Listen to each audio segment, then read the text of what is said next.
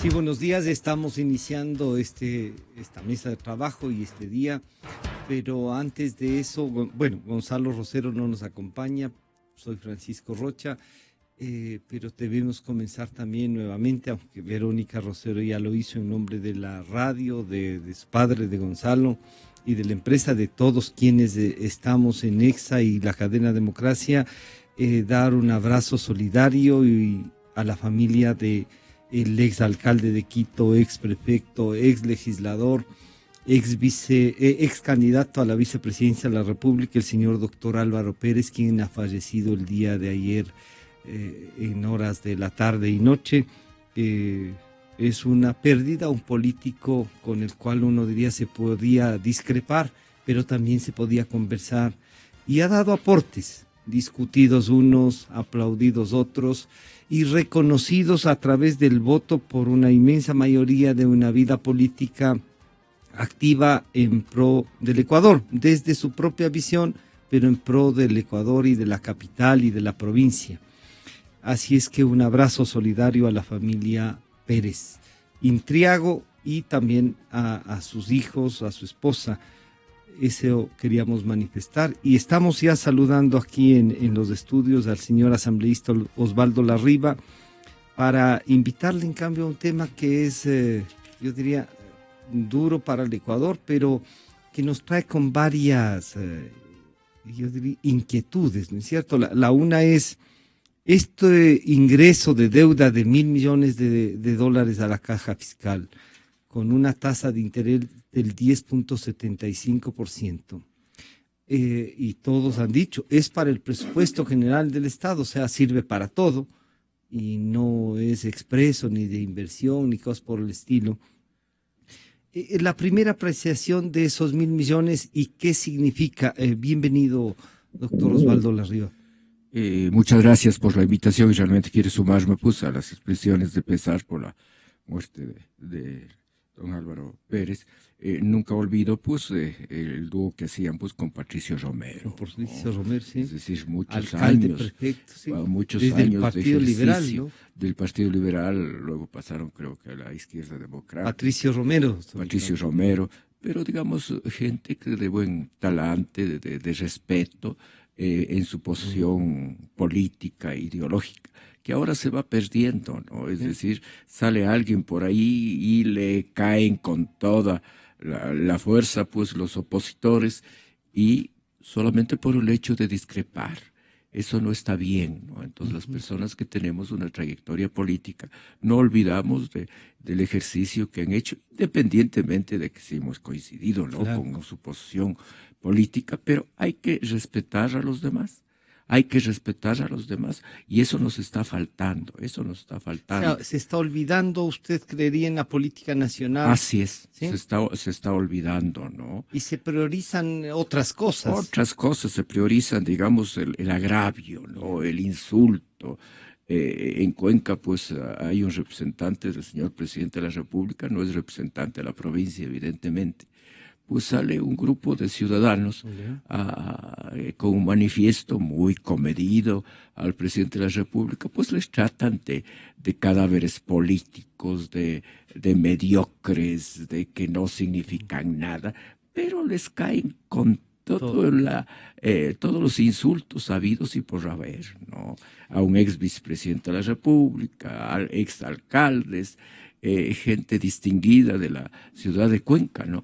No hay derecho, es decir, hay que respetar a los demás, hay que respetar a los demás. Si es que no coincidimos, no coincidimos. Claro. Pero hay que respetar a todos esos ciudadanos. Es realmente el tema del nuevo crédito, pues, de 1.000 millones a 10.75% de interés y 5 años plazo, ¿no? Y 5 años plazo. Déjeme decir, es el crédito más alto que tiene el país en los últimos años. Yeah. Y yo creo que en toda la historia de sus créditos, ¿no?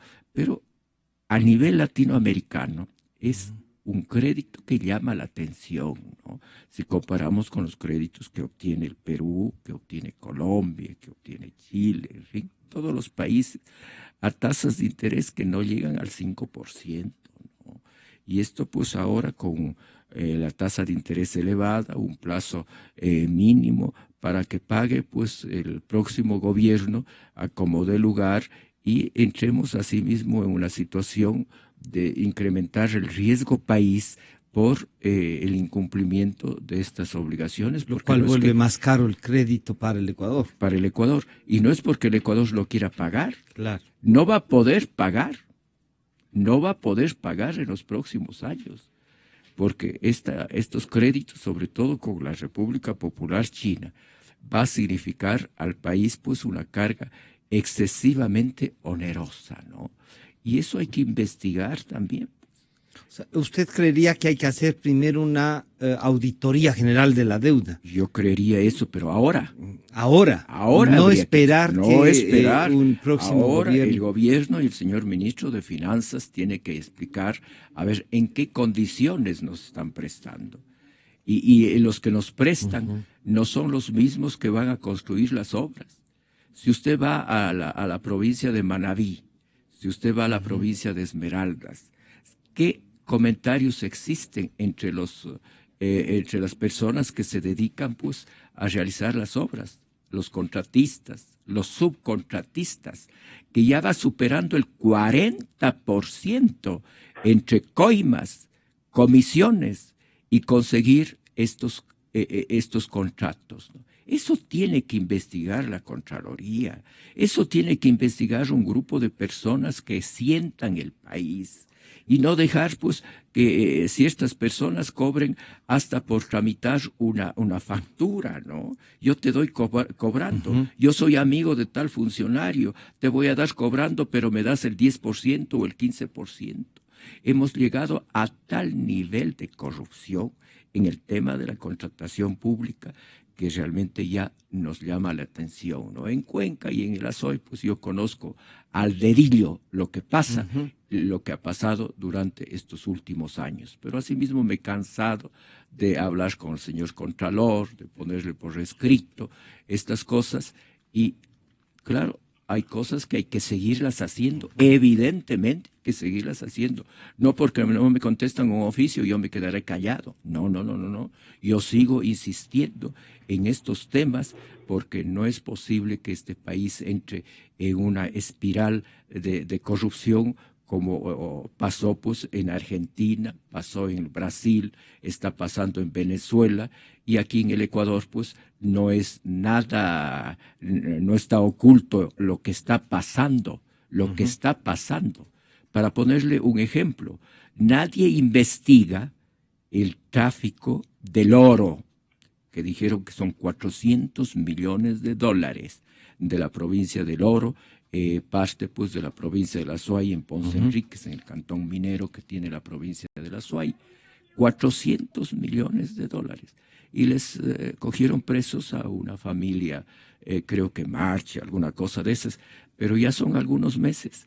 Y nadie dice nada. Si lograrían pues recuperar el impuesto por lo menos del 25% de todo este desvío en el tráfico del oro, bien hubiesen 100 podido... millones de dólares. 100 millones de dólares y bien hubiesen podido pues cubrir las deudas y no utilizar pues de los fondos de solidaridad.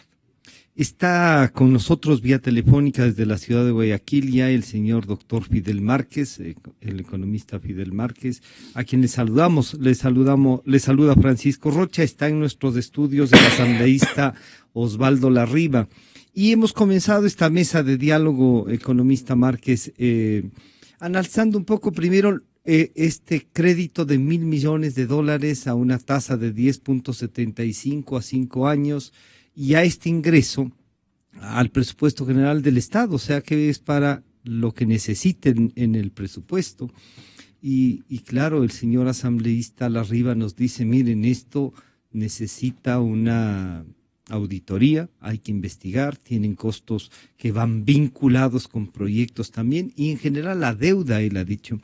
¿Cuál su apreciación, primero, de estos $1.000 millones que ya ingresaron a la caja fiscal, el costo de estos, el plazo, y si no es, a ratos se nos puede antojar decir, si no es una demostración de confianza a lo que se ha venido haciendo con la economía. Buenos días, bienvenido.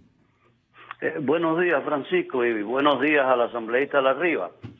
Como siempre, un placer poder conversar con ustedes. Bueno, en primer lugar tenemos que entrar a analizar que este préstamo de los 1.000 millones tiene varias lecturas. La primera lectura de ellas que podemos hacer es que el país, para poder insertarse en el mercado internacional de la deuda, ha tenido que poner y asumir un riesgo y demostrar que existe un riesgo soberano de más de 800 puntos en cuanto al riesgo país, para que se podemos hablar, porque si nosotros tomamos en consideración que es la tasa del bono, de los bonos de Estados Unidos, más el riesgo país, entonces nosotros podemos estar hablando que tenemos un alto riesgo acá en el Ecuador. Por tanto, eso lo que nos demuestra a nosotros es el riesgo que sienten los inversionistas al poner los recursos o al adquirir deuda en el Ecuador. Esa es una primera lectura que tenemos que dejar bien claro. Esto tiene, como toda medida económica, el lado positivo y el lado negativo. El lado positivo es que le entraron 1.000 millones al gobierno para el presupuesto y combatir un poco la crisis de liquidez que estaba teniendo. Eso es lo positivo, pero ¿a qué costo? Y aquí es donde viene el análisis que tenemos que hacer. A un costo, en primer lugar, una deuda de muy corto plazo, a 5 años, que va de una u otra manera a impactar al próximo gobierno, que es el encargado, que va a tener que asumir con fuerza el pago de esta deuda que se ha adquirido en estos momentos, y tener una tasa del 10.75% en las condiciones actuales donde nuestros vecinos prestan al 3, al 4%, evidentemente que nos dice a nosotros que estamos fuera de las esferas factibles para la inversión, y que además ellos toman a 10 años, a 15 años, a 8 años, hasta 20 años pudiera tomarse con mejores tasas de interés, lo cual nos lleva a nosotros a decir que no hay confianza en el modelo ecuatoriano por parte de los inversionistas a nivel internacional, y que por eso se tiene que poner tasas tan altas y plazos tan cortos. Le voy a pedir que nos acompañe para este diálogo entonces, señor asambleísta Larriva. Dicho esto por el economista Márquez, me dice, claro, empata con lo que usted nos decía, ¿no? El riesgo país, los plazos cortos.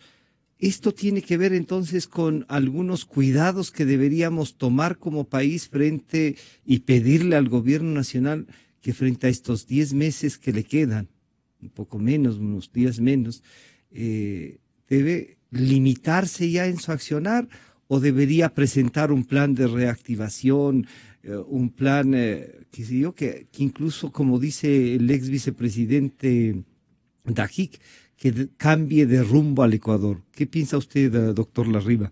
Yo coincido con el doctor Fidel Márquez, a quien expreso un saludo especial. El tema, ¿no?, es un crédito a corto plazo y con una tasa de interés pues que no se ha visto en estos últimos tiempos a nivel latinoamericano, del país vecinos al nuestro, ¿no? Sin embargo, ¿qué hacer? Claro. ¿Qué hacer? Bueno, nosotros desde la academia nos hemos cansado, pues incluso a Fidel le hemos invitado en varias ocasiones a reuniones en la ciudad de Cuenca, para tratar este tema desde el punto de vista pues de personas que no tienen un sesgo partidario, político, y no se vea pues de que este es un acto de oposición. Un acto de oposición o un acto de gobierno. Yo creo que por ahí iría, ¿no? Por más que falten 3, 4, 5 meses, es de responsabilidad del Estado, de los que administran el Estado, dejar ciertas líneas de acción, aclarar ciertos temas que son indispensables para dejar un poco limpiando la casa, ¿no? Pero eso siempre de que haya una voluntad también del régimen, ¿no? Pero si es que los señores que manejan la economía, pues que son sabios, ¿no? Es decir, con los sabios usted no puede conversar porque ellos nunca se equivocan. Entonces, si es que se mantienen esa sabiduría en el campo económico, pues no lo podemos hacer nada. Pero vamos a intentar, y le pido a Fidel, pues, de que hagamos un esfuerzo adicional, ¿no? A ver qué hacer en los actuales momentos. Tomando en cuenta las circunstancias y el modelo que se maneja. Tomando en cuenta las circunstancias, ¿no? Invitarles una vez más al señor ministro de Finanzas, al ministro coordinador de la política económica, a ver, conversemos. Está mal la economía del país, pero si ellos dicen que está bien, que no hay crisis, que todo es perfecto, ya pues nada que hacer, pero hay que nuevamente intentar en función del país. Yo creo que el país no es un tema de 3, 6 meses, 1 año, 2 años. El país es permanente y tenemos obligaciones todos los ecuatorianos para enfrentar esta crisis, que es una crisis que no se ha dado pues en los últimos años, ¿no? Desde la crisis bancaria yo creo que no hemos vuelto a tener una situación como la de estos meses o de estos años, ¿no? Entonces hay que enfrentar este tema. Bien dice Fidel, ¿qué hacer? ¿Qué hacer? Pero busquemos una salida. Aquellas personas que no estamos buscando pues un puesto en una lista, sino estamos buscando votos. No estamos buscando votos, ¿no? Y así busquemos, yo creo que ni nos han de dar. Entonces, a usted lo han elegido varias veces. Sí, varias veces. Y si Fidel algún rato, el señor economista Marx se decide, yo creería que por su trabajo de estudio, de permanente opinión, es un hombre muy serio, muy estudioso y con una gran trayectoria académica y con conocimiento, sobre todo en este tema que es el principal en los momentos actuales, el tema económico. Hay 3 temas que no hay que olvidarnos de que debemos tratar todos los días, ¿no? El tema económico, el tema del empleo y subempleo y el tema de la corrupción. No hay que olvidarse de esos temas para lograr de que este país no se suma en un... no hay que escandalizar, pero tampoco dejar de escandalizar. Exacto. Hay que tratar esos temas. Y bien vale hacer un taller en Guayaquil, en Cuenca, en Quito, para conversar este tema, a ver qué sugerencias damos a los del Frente Económico e invitarles a ellos. A ver, conversemos. Estamos mal. Pero frente a esto, señor asambleísta Larriba, el jefe de Estado dice que el Ecuador durante su gobierno ha pasado de un país de renta baja a renta media, eso gracias al incremento del PIB y la baja de la pobreza. ¿Esto fue lo que dijo en un conversatorio el señor presidente con los medios de comunicación? El riesgo país no es un signo de buenas políticas económicas, sino de cómo percibe el mercado la capacidad y voluntad de un país de pagar su deuda. Pero ni aún así es preciso, porque el mercado es perezoso, es medio miope. Estos son hombres de carne y hueso, con simpatías, antipatías que califican a un país. En el caso de Ecuador, como en el caso de Venezuela, solamente se fijan en el precio del petróleo. Entonces usted va a notar que si sube el precio del petróleo, baja el riesgo país. Si baja el precio del petróleo, sube el riesgo país, lo cual no da una información adecuada del país. Pese a no ser un indicador de bienestar, aún así está mal calculado para el caso de Ecuador. Hay empresarios que se sorprenden cuando van a Estados Unidos, oiga, pero mire lo que ponen a nivel de riesgo país cuando Ecuador pues, es un país que paga sus deudas, que de los más exitosos de la región, de los que más ha transformado su nivel de vida en pocos años, pasó de renta baja a renta media, se duplicó el PIB por habitante ha aumentado más del 70%, ha disminuido 1,5 millones la pobreza, está en una situación económica difícil, pero no imposible, lo están haciendo muy bien. ¿Por qué este alto riesgo país? Porque básicamente, y le podría decir por miopía y por pereza, en el caso de Ecuador como en Venezuela, ese riesgo país está atado al precio del petróleo. Exa FM. Señor economista Fidel Márquez, este es un país que choca con el que nos acaba de describir, en cambio, el señor asambleísta Osvaldo Larriba, ¿no? El señor presidente considera que la miopía y a veces hasta el no querer reconocer el éxito que ha tenido Ecuador y Venezuela, y justo son los dos que encabezan la lista del mayor riesgo país. ¿Cómo entonces estas dos realidades, la una que mira las cosas, digamos, con dificultades, sí, pero que no hay mayor problema, y la otra, como nos plantea el doctor Larriva, que dice, no, esto no está bien, ya hay dificultades, y a eso le suma la corrupción? ¿Cómo mira usted este análisis del señor presidente?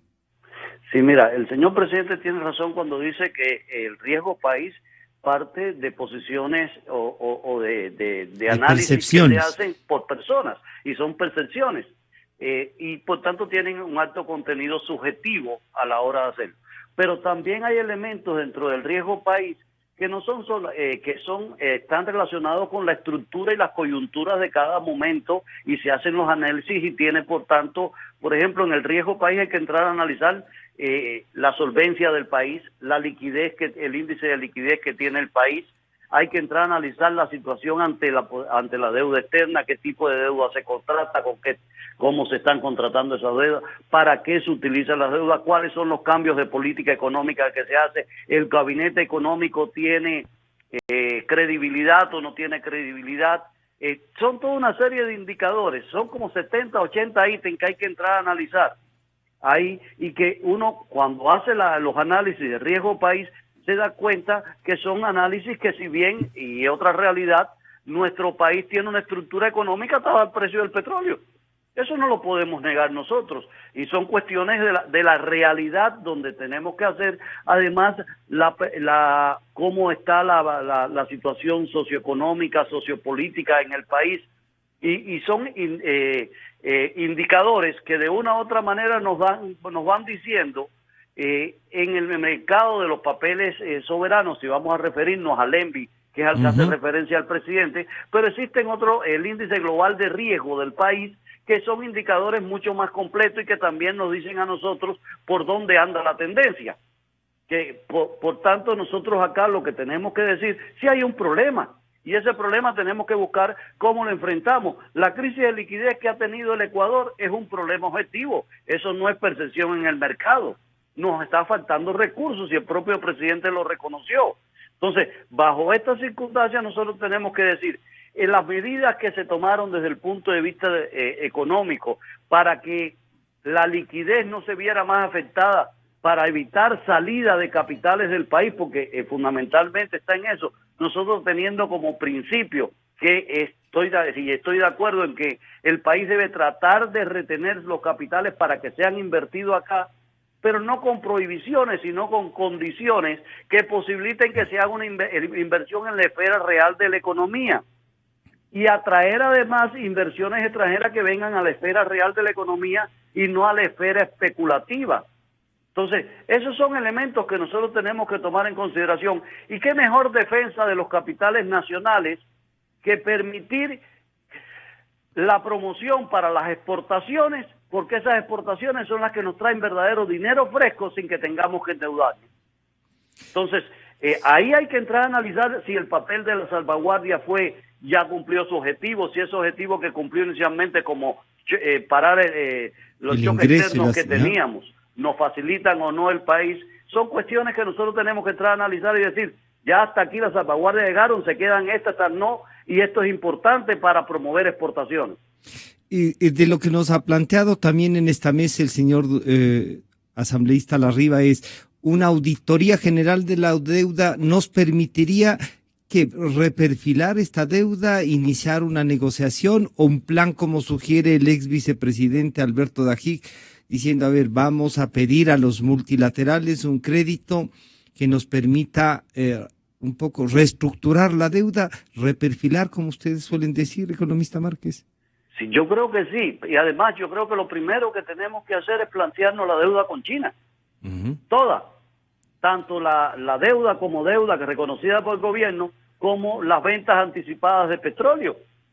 Yo creo que nosotros debemos plantearnos esa situación, porque y ver cómo hacemos nosotros una reestructuración de esa deuda para poder nosotros lanzar planes que nos permitan mantener una liquidez y mantener procesos de crecimiento en la economía, porque nosotros tenemos, si analizamos adecuadamente. Nosotros tenemos comprometido de nuestra producción petrolera más del 70% en ventas anticipadas de petróleo.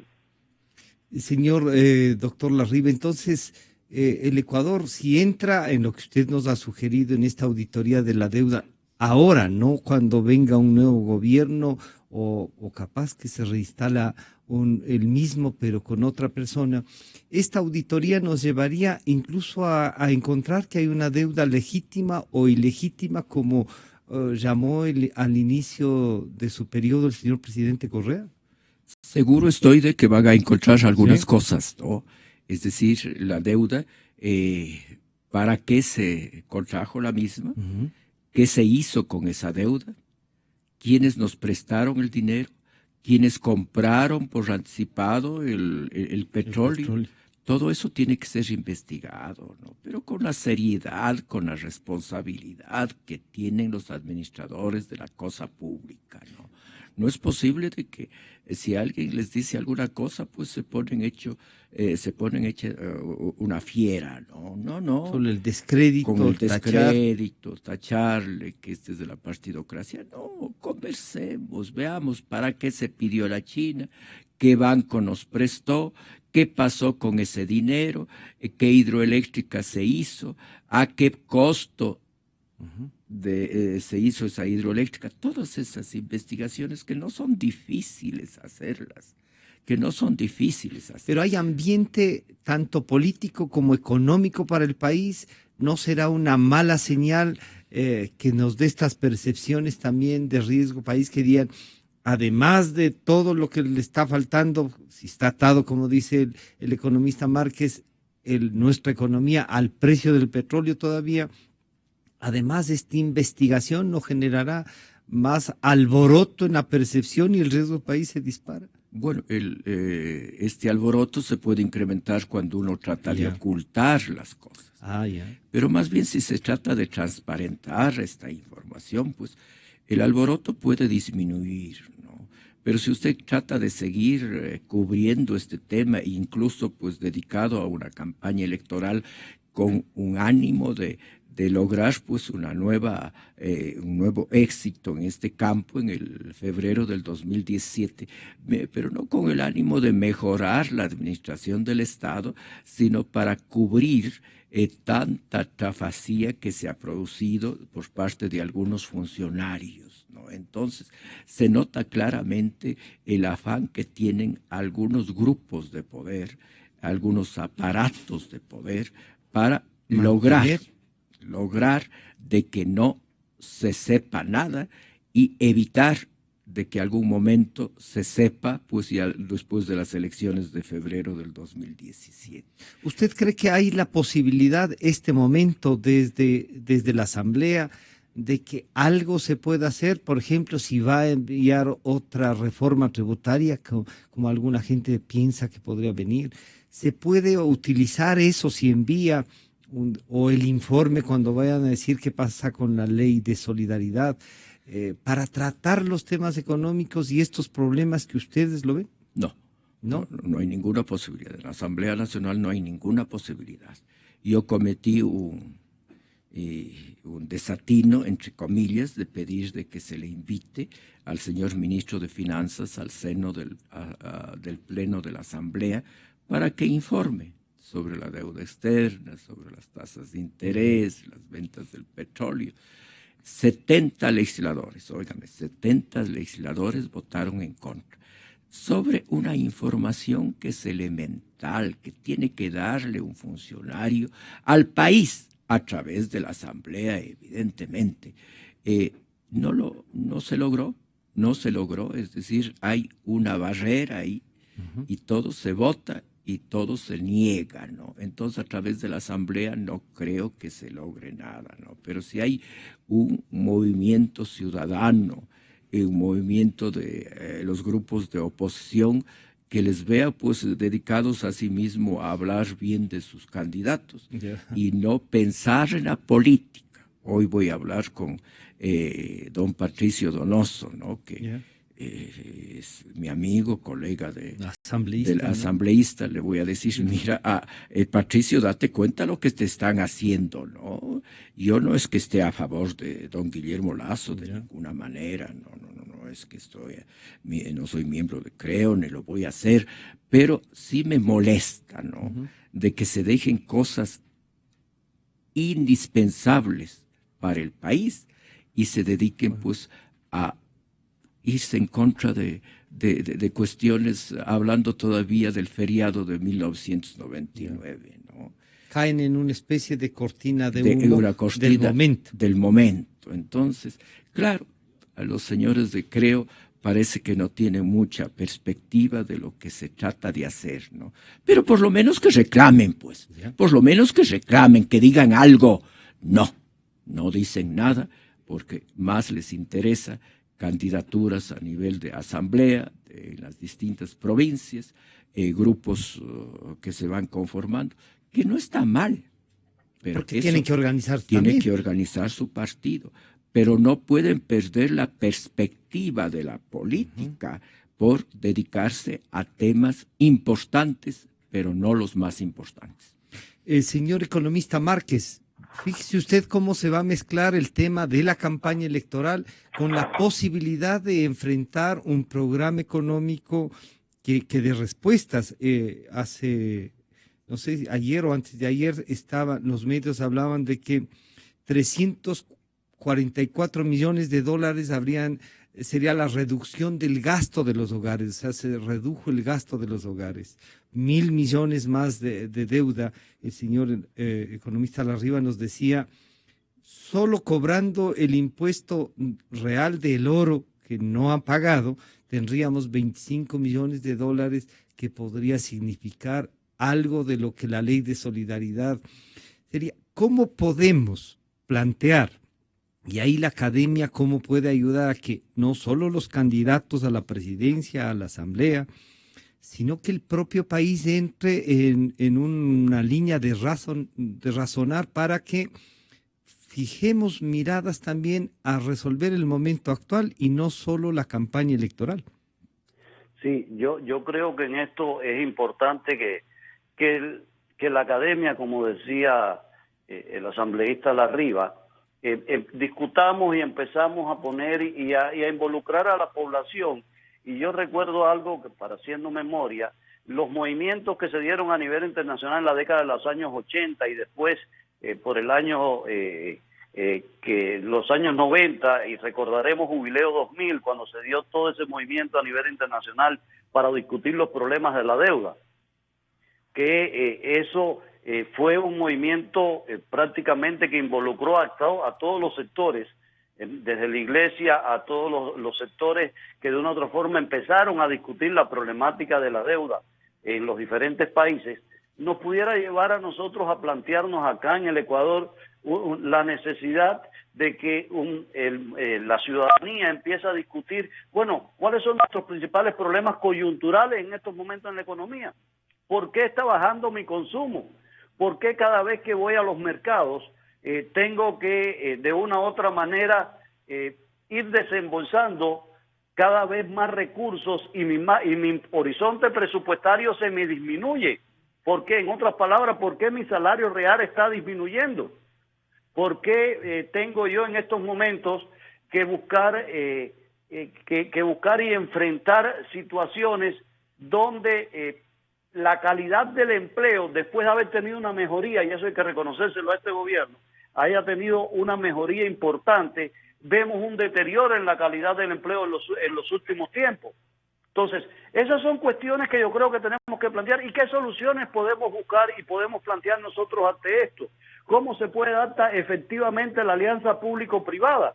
Ese tipo de discusiones tenemos que mantenerla constantemente, y eso no puede esperar por gobiernos ni nada. Y además debería ser planteamientos que sirvieran para hoy y para el gobierno de la tendencia ideológica o de la tendencia o el color que quiera tener el próximo gobierno, o que elijamos los ecuatorianos. Entonces, tenemos nosotros que plantearnos esa situación y que realmente las medidas se empiecen a tomar ahorita.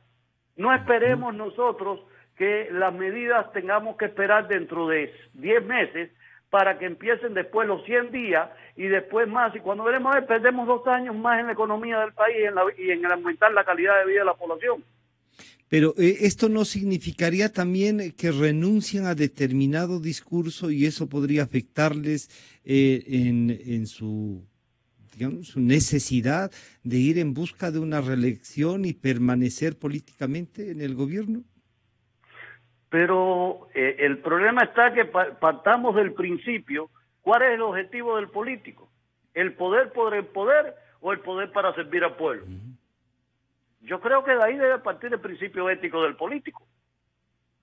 Y no puede estarse pensando en cálculos electorales, ni puede estar, tiene que pensarse en los cálculos del desarrollo del país.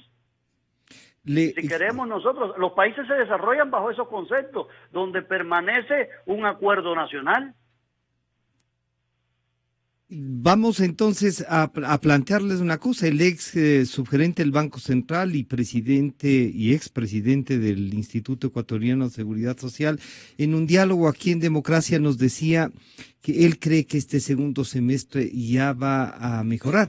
Y les pido a los dos panelistas de aquí que analicen esta parte, pero escuchemos lo que dijo Hugo Villacrés. Y hay algunas cosas que a mí me hacen pensar que podría ser un segundo semestre mejor. Primero, va a haber que invertir, tanto el sector público como el sector privado van a tener que invertir en ese proceso de reconstrucción.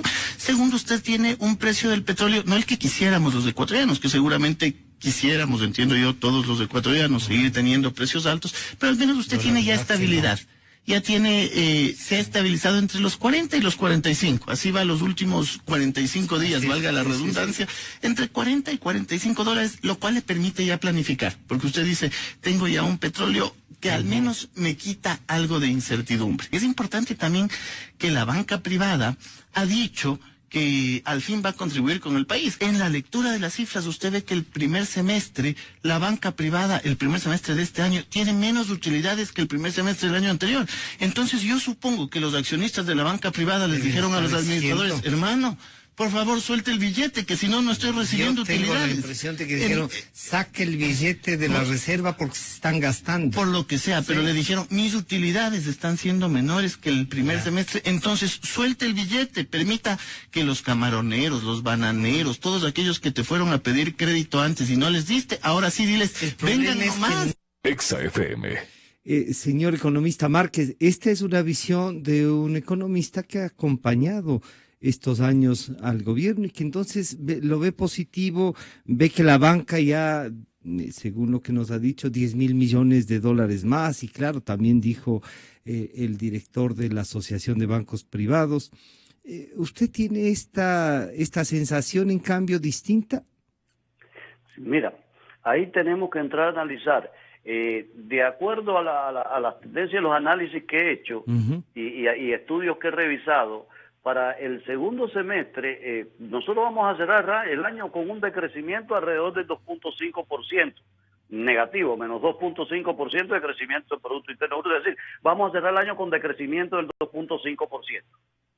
Eso es ya prácticamente un hecho que no podría variar. Que no tendría tendencia de variar. El segundo semestre, nosotros si analizamos, y si bien la banca privada está haciendo los esfuerzos por inyectar, y es parte de la política que han hecho, también vemos que existe una tendencia en el mercado a pedir menos crédito. Porque es que no es que la banca quiera prestar, la banca quiere prestar. Se le requiere el crédito también. Pero requiere quien vaya a pedir el crédito. Y además requiere que sigan aumentando los ahorros. Y si nosotros vemos que hay una disminución en los horizontes presupuestarios de la familia, y eso es reconocido con la disminución en los consumos, ¿qué quiere decir? Que la gente tiene menos recursos para ahorrar. Y si la gente no ahorra, no deposita en la banca. Y si no hay depósitos en la banca ¿con qué va a prestar? Porque recordemos que la banca presta con el dinero de los ahorristas. Claro, es el negocio. Ese es el negocio. Claro. Entonces, si hay menos capacidad de ahorro, evidentemente las captaciones van a ser menor por parte de la banca. Claro. Y si la actividad económica la tenemos deprimida y no hay un impulso y le seguimos poniendo trabas con la salvaguardia, porque la salvaguardia no solamente para que venga los productos a comercializarse como tal, sino vienen insumos productivos. Claro, que son de base de producción también para el Ecuador. Para el Ecuador, entonces tenemos todo ese tipo de restricciones ahí. Por eso es que habría que cambiar la posición de restricción, a mi modo de ver, de restricción de las importaciones a promoción de las exportaciones, para que la alianza público-privada sea efectiva. Bien. Queremos agradecerle, señor economista Márquez, por compartir su pensamiento, su visión, y ya estaremos en contacto para seguir evaluando, como nos ha dicho el señor asambleísta Larriva, hay que seguir tratando el tema para que la ciudadanía lo tome más conciencia y pueda también responder. Gracias por compartir. Gracias a ustedes. Un gusto saludarle. Igualmente. Señor asambleísta Larriva, también otro dato que se suma a estos y a los que le pido que a ver si usted tiene también esta visión positiva, se suma que esta reforma laboral que hubo para disminuir el tiempo de trabajo, también se disminuyó los ingresos, por lo tanto, si le disminuyen las horas de trabajo, le iban a pagar menos. Decía el ministro de Trabajo que 500 personas han hecho uso de esto para no perder el trabajo, ¿no? Entonces, todo este ánimo de la economía que la visualizan otros y que usted no la comparte por lo que nos ha dicho antes, ¿no estamos siguiendo un poquito no quererle dar espacio a que esto mejore?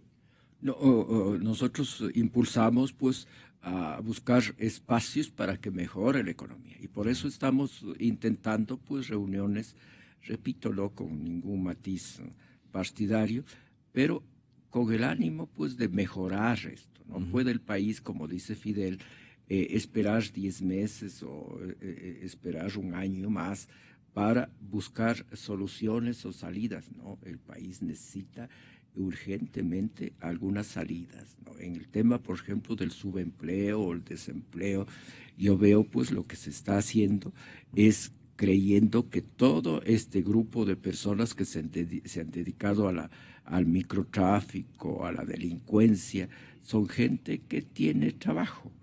No es así, no se le puede decir pues... O sea, no todo es trabajo. No es todo trabajo, ¿no? Hay actividad económica, pero no es trabajo. No es trabajo, ¿no? Entonces hay que buscar una salida. No sabe lo que se ha incrementado. Yo hablo sobre todo por mi provincia y por mi ciudad, Cuenca, cómo se ha incrementado la delincuencia en la ciudad de Cuenca. Es que se está volviendo peligroso entonces, y verá que ese es casi la joya de la corona también, uno diría después de la capital, en temas de centro histórico, de turismo, de gente que va, ¿sí? Así es. ¿Usted siente que hay una...? Yo siento, y eso hay que cuidar, ¿no? Hay que cuidar. ¿Y cómo se cuida eso? Buscando fuentes de trabajo, hablando con los de las cámaras, de la producción, a ver qué hacemos. Pero para eso es el diálogo, para eso es la conversación, pero no una conversación de cuarto de hora y una foto, ¿no? Hay que reunirse y buscar soluciones reales, viables. Pero por su experiencia la gente le diría, oiga, pero el asambleísta Osvaldo Larriva sabe que a ratos le dejan hablar, pero no escucha. Y otros ratos, si habla mucho, le dicen como que ya está fuera de foco. Usted está siendo demasiado democrático. Pero todavía le queda una esperanza de que es posible dialogar con el actual régimen. Yo creo que sí. Siempre hay espacios para el diálogo. Siempre hay espacios para el diálogo. El hecho de que haya una parte que no escucha es otra cosa. Pero siempre hay espacios y esos espacios hay que seguir buscando, ¿no? Hay que seguir buscando, intentando, presionando, no dejarse, no cruzarse de brazos, porque es muy fácil cruzarse de brazos y decir, bueno, no me hicieron caso y aquí termina mi actividad. No. Hay que ponerle fuerza.